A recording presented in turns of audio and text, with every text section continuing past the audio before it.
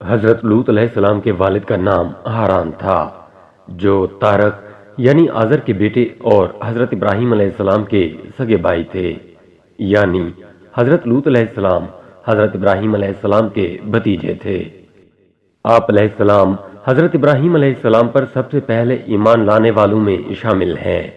نیز آپ علیہ السلام حضرت ابراہیم علیہ السلام کے زمانے میں اہل سدوم کی رہنمائی کے لیے نبوت کے منصب پر فائز ہوئے۔ والد ہاران کے انتقال کے بعد حضرت لوط علیہ السلام اپنے چچا حضرت ابراہیم علیہ السلام کے ساتھ بابل میں مقیم رہے اور پھر ایک عرصے بعد سدوم نامی شہر میں آباد ہو گئے۔ دنیا کی خوبصورت ترین بستیاں سدوم کے آس پاس 5 نہایت خوبصورت شہر آباد تھے، جن میں سے ہر ایک کی آبادی 1,00,000 نفوس سے زیادہ ہی تھی۔ یہ علاقے نہایت سرسبز و شاداب اور قدرت کی فیاضی کا حسین شاہکار تھے۔ باغات کی کثرت تھی تو لہلہاتے کھیت یہاں کے باسیوں کی ضروریات سے کہیں زیادہ تھے، اور یہی وجہ تھی کہ قرب و جوار کی بستیوں کے باسی بھی اپنی معاشی و غذائی ضروریات کے لیے ان بستیوں کا رخ کرتے، مگر یہ بات ان بستیوں کے لوگوں کو بالکل بھی پسند نہ تھی۔ ان کے خیال میں ان کی بستیوں میں پیدا ہونے والے پھلوں، اناج اور سبزیوں پر صرف انہی کا حق ہے۔ ان کی شدید خواہش تھی کہ دوسری بستیوں کے لوگ ان کے علاقوں میں نہ آئیں، لیکن یہ انہیں منع کرنے سے بھی ڈرتے تھے۔ فعل بد کی ابتدا۔ جب کوئی قوم اللہ کی دی ہوئی نعمتوں کا شکر ادا کرنے کی بجائے غرور و تکبر اور عادات بد میں مبتلا ہو جائے تو ایسے لوگوں کے دل و دماغ پر شیطان قابض ہو جاتا ہے اور پھر یہ ابلیس کے نقش قدم پر چلنے لگتے ہیں۔ ایک دن بستی کے لوگ باہر سے آنے والوں کو روکنے کے طریقہ کار پر غور و خوض کر رہے تھے کہ ابلیس ایک بزرگ کی شکل میں ان کی محفل میں آیا اور کہا، اگر تم ان سے پیچھا چھڑانا چاہتے ہو تو میرے کہنے پر عمل کرو۔ اجنبی بزرگ کی یہ بات سب نے نہایت توجہ سے سنی اور طریقہ کار بتانے پر اصرار کیا۔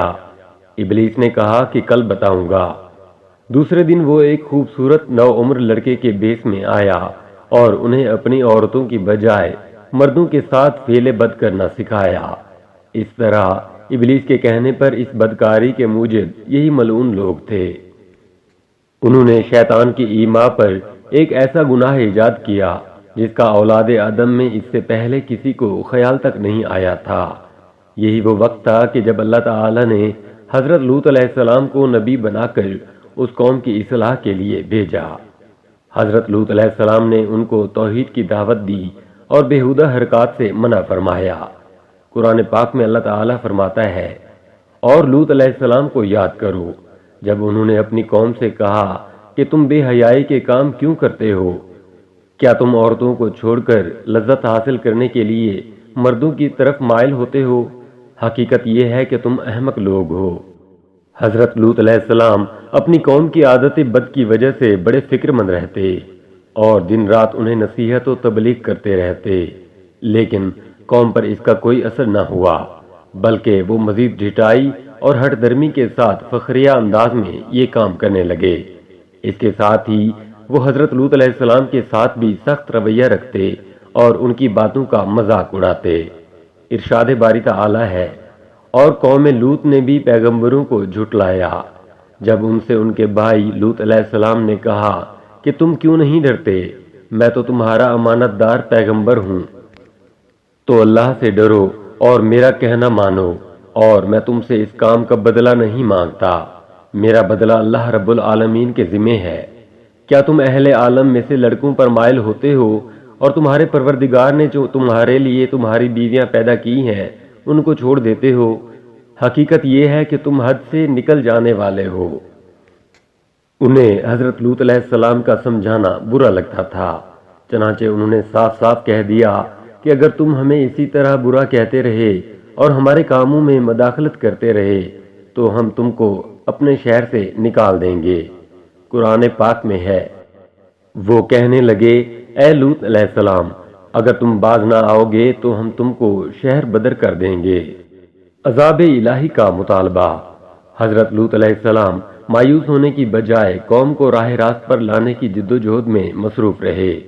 لیکن وہاں تو کیفیت یہ تھی کہ مرض بڑھتا گیا جوں جوں دوا کی، یعنی جتنا حضرت لوط علیہ السلام انہیں اللہ تعالیٰ کے عذاب سے ڈراتے وہ اتنا ہی ان کا تمسخر اڑاتے، اور پھر ایک دن انہوں نے خود ہی عذاب الہی کا مطالبہ کر دیا۔ اللہ تعالیٰ نے انہیں اب تک دردناک عذاب سے محفوظ رکھا تھا، اور بدترین فحاشی اور بدکاری کے باوجود انہیں ڈیل دی جا رہی تھی، لیکن اب انہوں نے خود ہی عذاب کی فرمائش کر دی اور بولے، اے لوط علیہ السلام، اگر تم سچے ہو تو ہم پر عذاب لے آؤ۔ قوم کے اس مطالبے کے بعد حضرت لوط علیہ السلام کو یقین ہو گیا کہ اللہ تعالیٰ نے ان کے دلوں پر مہر ثبت کر دی ہے اور یہ اب راہ راست پر آنے والے نہیں، لہذا انہوں نے نہایت بے بسی کے عالم میں اللہ عز و جل کے سامنے ہاتھ پھیلا دیے اور دعا کی، اے میرے پروردگار، ان مفسد لوگوں کے مقابلے میں میری نصرت فرما۔ حضرت ابراہیم علیہ السلام کے گھر فرشتوں کی آمد۔ اللہ تعالیٰ نے اپنے نبی علیہ السلام کی دعا قبول فرمائی اور اپنے خاص فرشتوں کو دنیا کی طرف روانہ کر دیا۔ یہ فرشتے پہلے حضرت ابراہیم علیہ السلام کے پاس انسانی شکل میں تشریف لائے۔ اللہ تعالیٰ نے سورہ زاریات میں اس واقعے کو بیان فرمایا ہے۔ ان آیات کی تفسیر کچھ یوں ہے کہ جب وہ فرشتے ان کے پاس آئے تو سلام کیا، انہوں نے بھی جواب میں سلام کہا۔ حضرت ابراہیم علیہ السلام نے دیکھا کہ یہ تو انجان لوگ ہیں، تو انہوں نے مہمان نوازی کے تقاضوں کے پیش نظر انہیں عزت و احترام سے بٹھایا، پھر ان کے لیے گھر سے ایک بھنا ہوا موٹا بچڑا لائے اور کھانے کے لیے ان کے آگے رکھ دیا، لیکن انہوں نے کھانے کو ہاتھ نہیں لگایا، جس پر حضرت ابراہیم علیہ السلام نے ان سے استفسار کیا کہ وہ کھانا کیوں نہیں کھاتے۔ اس موقع پر حضرت ابراہیم علیہ السلام کے دل میں کچھ خوف بھی پیدا ہوا۔ فرشتوں نے جب حضرت ابراہیم علیہ السلام کے چہرے پر خوف کے آثار دیکھے تو کہا، آپ علیہ السلام ہم سے خوف نہ کھائیے، ہم آپ علیہ السلام کو ایک دانش مند بیٹے کی بشارت دینے آئے ہیں۔ حضرت ابراہیم علیہ السلام نے ان سے کہا، اے اللہ کے بھیجے ہوئے فرشتوں، اس کے علاوہ تمہارا اور کیا مقصد ہے؟ انہوں نے کہا، ہم گناہگار قوم کی طرف بھیجے گئے ہیں تاکہ ان پر مٹی کے کنکر برسائیں جو تمہارے رب کی طرف سے ان حد سے گزر جانے والوں کے لیے نشان زدہ ہے۔ دراصل حضرت ابراہیم علیہ السلام اس لیے فکر مند ہو گئے تھے کہ فرشتے جس بستی کی جانب جا رہے تھے وہاں حضرت لوط علیہ السلام بھی رہتے تھے۔ قرآن پاک میں ارشاد باری تعالی ہے، حضرت ابراہیم علیہ السلام نے کہا کہ اس میں تو لوط بھی ہیں۔ وہ کہنے لگے کہ جو لوگ یہاں رہتے ہیں ہمیں سب معلوم ہے، ہم ان کو اور ان کے گھر والوں کو بچا لیں گے، بجز ان کی بیوی کے کہ وہ پیچھے رہنے والوں میں ہوگی۔ حضرت ابراہیم علیہ السلام کا ڈر اور خوف ختم ہو چکا تھا، لیکن انہیں علم تھا کہ اللہ کا عذاب قوموں کو نیست و نابود کر دیتا ہے، اور حضرت ابراہیم علیہ السلام نہایت رحم دل اور رقیق القلب تھے۔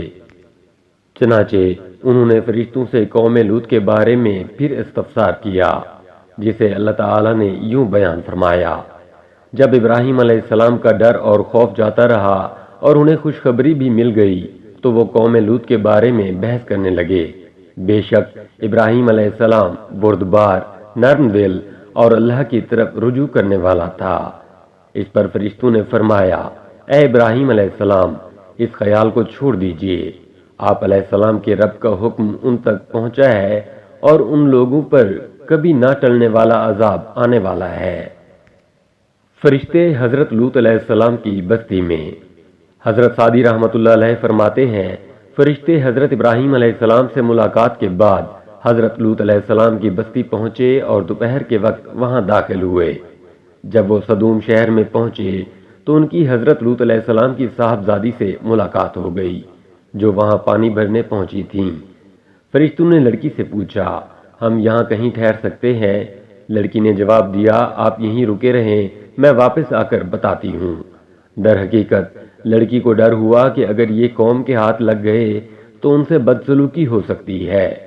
وہ اپنے والد حضرت لوط علیہ السلام کے پاس تشریف لائیں اور صورتحال سے آگاہ کیا کہ اے ابا جان، شہر کے باہر چند اجنبی نو عمر لڑکے ہیں، کہیں ایسا نہ ہو کہ قوم ان کو پکڑ لے۔ قوم نے حضرت لوط علیہ السلام کو مہمانوں کو اپنے ہاں ٹھہرانے سے منع کیا، لیکن اس کے باوجود وہ چھپ چھپا کر انہیں اپنے گھر لے آئے۔ گھر کا گھیراؤ۔ فرمان باری تعالی ہے، اور جب ہمارے فرشتے لوط علیہ السلام کے پاس آئے تو وہ ان کے آنے سے غمناک اور تنگ دل ہوئے اور کہنے لگے کہ آج کا دن بڑی مشکل کا دن ہے۔ مفسرین فرماتے ہیں کہ یہ فرشتے حضرت جبرائیل علیہ السلام، حضرت میکائیل علیہ السلام اور حضرت اسرافیل علیہ السلام تھے، جو نہایت حسین و جمیل نوعمر لڑکوں کی شکل میں تشریف لائے تھے۔ حضرت لوط علیہ السلام نے جب ان خوبصورت نوعمر لڑکوں کو دیکھا تو سخت گھبراہٹ اور پریشانی میں مبتلا ہو گئے۔ انہیں اپنی قوم کی عادت قبیحہ کے پیش نظر خطرہ تھا کہ نہ جانے قوم ان کے ساتھ کیا سلوک کرے۔ حضرت لوط علیہ السلام کی بیوی کافروں سے ملی ہوئی تھی، سو اس نے نوعمر لڑکوں کی گھر میں موجودگی کا راز فاش کر دیا۔ یہ سن کر بستی والے دوڑتے ہوئے حضرت لوط علیہ السلام کے گھر پہنچے۔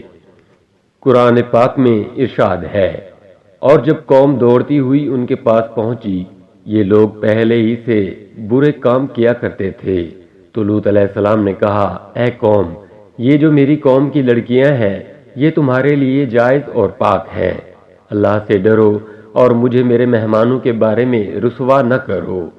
کیا تم میں سے کوئی بھی شائستہ آدمی نہیں؟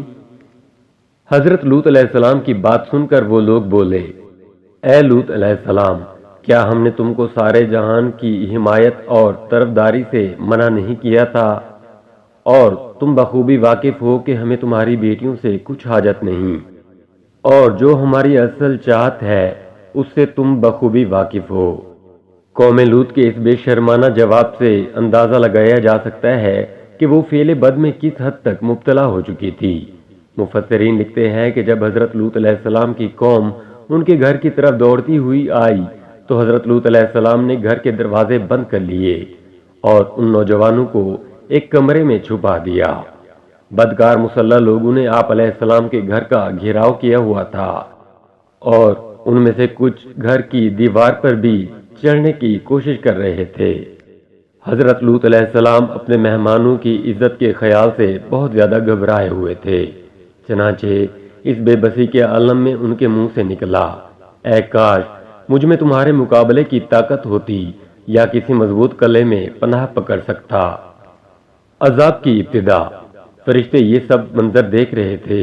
جب انہوں نے حضرت لوط علیہ السلام کی بے بسی اور پریشانی کا یہ عالم دیکھا تو حقیقت سے پردہ اٹھاتے ہوئے یوں گویا ہوئے، اے لوط علیہ السلام، ہم تمہارے رب کے بھیجے ہوئے فرشتے ہیں، یہ لوگ ہرگز تم تک نہیں پہنچ سکیں گے۔ کچھ رات باقی رہے تو اپنے گھر والوں کو لے کر چل دو، اور تم میں سے کوئی شخص پیچھے مڑ کر نہ دیکھے مگر تمہاری بیوی، کہ جو آفت ان پر پڑنے والی ہے وہی اس پر پڑے گی۔ ان کے عذاب کے وعدے کا وقت صبح ہے، کیا صبح کچھ دور ہے؟ مفسرین لکھتے ہیں کہ حضرت لوط علیہ السلام حقیقت حال جان کر مطمئن ہو گئے اور اپنے اہل خانہ کے ساتھ رات ہی کو نکل کھڑے ہوئے۔ بیوی بھی ان کے ساتھ تھی، لیکن کچھ دور جا کر وہ واپس اپنی قوم کی طرف پلٹ گئی اور قوم کے ساتھ جہنم رسید ہو گئی۔ قوم حضرت لوط علیہ السلام کے گھر کا دروازہ توڑنے پر بضد تھی، چنانچہ حضرت جبرائیل علیہ السلام نے گھر سے باہر نکل کر اپنے پر کا ایک کونا انہیں مارا، جس سے ان سب کی آنکھوں کے ڈھیلے باہر نکل آئے اور بصارت زائل ہو گئی۔ یہ خاص عذاب ان لوگوں کو پہنچا جو حضرت لوط علیہ السلام کے پاس بدنیتی سے آئے تھے۔ صبح عذاب عام میں پوری قوم تباہ ہو گئی۔ قرآن کریم میں ارشاد ہے، اور انہوں نے لوط علیہ السلام سے ان کے مہمانوں کو لینا چاہا تو ہم نے ان کی آنکھیں اندھی کر دیں۔ قوم لوط نیست و نابود کر دی گئی۔ ابھی صبح کا آغاز ہی ہوا تھا کہ اللہ تعالیٰ کے حکم سے حضرت جبرائیل علیہ السلام نے بستی کو اپنے پر سے اکھیڑا اور پھر اپنے بازو پر رکھ کر آسمان پر چڑھ گئے، حتیٰ کہ آسمان والوں نے بستی کے کتوں کے بھونکنے اور مرغوں کے بولنے کی آوازیں سنیں۔ پھر اس بستی کو زمین پر دے مارا، جس کے بعد ان پر پتھروں کی بارش ہوئی۔ ہر پتھر پر مرنے والے کا نام لکھا ہوا تھا۔ جب یہ پتھر ان کو لگتے تو سر پاش پاش ہو جاتے۔ صبح سویرے شروع ہونے والا یہ عذاب اشراق تک پوری بستی کو نیست و نابود کر چکا تھا۔ اگر کوئی شخص بستی سے باہر تھا تو اسے وہ پتھر اسی جگہ جا لگا جہاں وہ تھا۔ اللہ تعالیٰ نے قرآن پاک میں فرمایا، پھر جب ہمارا حکم پہنچا تو ہم نے وہ بستیاں الٹ دیں اور اس زمین پر کنگر کے پتھر برسانا شروع کیے جو لگاتار گر رہے تھے، جن پر تمہارے رب کی طرف سے ایک خاص نشان بھی تھے، اور وہ ظالموں سے کچھ دور نہیں۔ عقل و شعور والوں کے لیے عبرت کا مقام۔ قوم لوط کی ان خوبصورت بستیوں کو اللہ تعالی نے ایک انتہائی بدبودار اور سیاہ جھیل میں تبدیل کر دیا، جس کے پانی سے رہتی دنیا تک کوئی فائدہ نہیں اٹھایا جا سکتا۔ سمندر کے اس خاص حصے میں کوئی جاندار، مچھلی، مینڈک وغیرہ زندہ نہیں رہ سکتا، اسی لیے اسے بحیرہ مردار کہا جاتا ہے۔ اس کے مغرب میں اسرائیل اور مشرق میں اردن واقع ہے۔ بحیرہ میت یا بحیرہ مردار کا یہ علاقہ سطح سمندر سے 420 میٹر یعنی 1378 فٹ اونچے ہے۔ اس جھیل کی لمبائی 67 کلومیٹر یعنی 42 میل اور چوڑائی 18 کلومیٹر یعنی 11 میل ہے۔ اس کا پانی حد سے زیادہ نمکین ہے۔ اس کے ارد گرد کی زمین، جو کبھی دنیا کی سب سے زیادہ سرسبز و شاداب زمین تھی، بنجر اور صحرائی زمین میں تبدیل ہو چکی ہے، اور اب یہ دنیا کا ایک ایسا مقام ہے کہ جہاں زندگی پنپ نہیں سکتی۔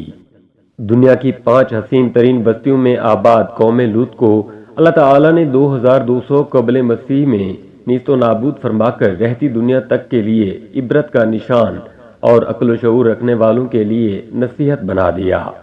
کچھ سال پہلے بحیرہ مردار کے ساحل پر قوم لوط کی بستیوں کے بعض تباہ شدہ آثار ظاہر ہوئے، جبکہ اللہ تعالیٰ نے 1400 برس پہلے قرآن کریم میں فرما دیا تھا کہ ہم نے اس بستی کو صریح عبرت کی نشانی بنا دیا، ان لوگوں کے لیے جو عقل رکھتے ہیں۔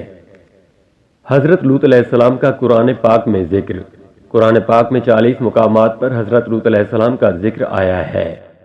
سورہ انعام کی آیت 86، سورہ الاعراف کی آیات 80-83، سورہ ہود کی 6 آیات 70، 77، 74، 78، 89، 81، سورہ الحجر کی آیات 59، 61، 71، 68، 67، 66، 62، سورہ الانبیاء کی آیات 74، 71، 75، سورہ الحج کی آیت 43، سورہ شعراء کی آیات 160، 161، 167، 168، سورہ نمل کی آیات 54، 57، 56، سورہ العنکبوت کی آیات 26، 32، 30، 33، سورہ صافات کی آیت 33، سورہ صاد کی آیت 13، سورہ کاف کی 13، سورہ القمر کی آیات 33، 34، 36، 37، سورہ التحریم کی آیت 10 اور سورہ الحاقہ کی آیت 9 میں حضرت لوط علیہ السلام کا ذکر کیا گیا ہے۔